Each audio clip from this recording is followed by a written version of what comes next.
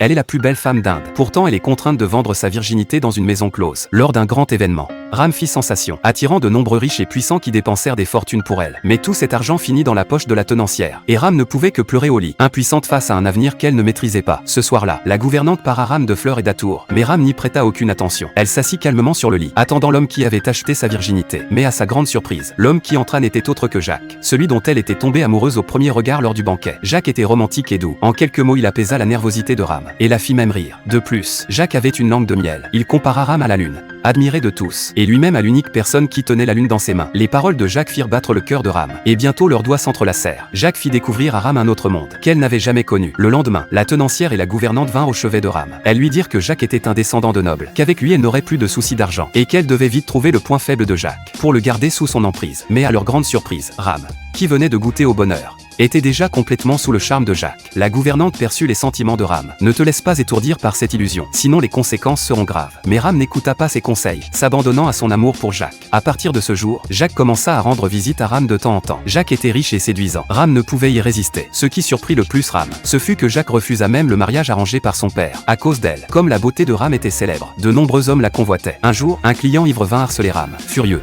Jacques s'approcha et poignarda le client. Ram, inquiète, serra Jacques dans ses bras. Mais Jacques la rassura. Jacques dut se réfugier chez un ami pour un temps. Inquiète pendant des jours, Ram s'enfonça encore plus dans ses sentiments pour Jacques. À cause de son acte héroïque, Ram commença à essayer de quitter la maison close pour aller voir Jacques. Cette brève séparation renforça encore l'attachement de Ram envers Jacques. Jusqu'au jour où le père de Jacques apprit ses frasques. Il lui donna un ultimatum, choisir entre sa famille et Ram. Jacques choisit Ram sans hésiter. Mais Jacques comprit vite l'importance de l'argent. Ayant toujours vécu dans l'opulence, il ne supportait pas la pauvreté et dut dépendre de Ram pour vivre. Pendant cette période de déchéance, même les amis de Jacques l'abandonnèrent à un. Il commença à douter de la fidélité de Ram, mais celle-ci lui jura de ne jamais le quitter. La tenancière et la gouvernante, excédées par Ram, convoquèrent Jacques et l'humilièrent violemment. Jacques n'en pouvait plus. Il alla trouver Ram et lui annonça qu'il partait gagner de l'argent, lui demandant de rester chaste et de l'attendre ici. Sur ces mots, il partit sans se retourner. Ram, quant à elle, commença une longue attente dans la maison close.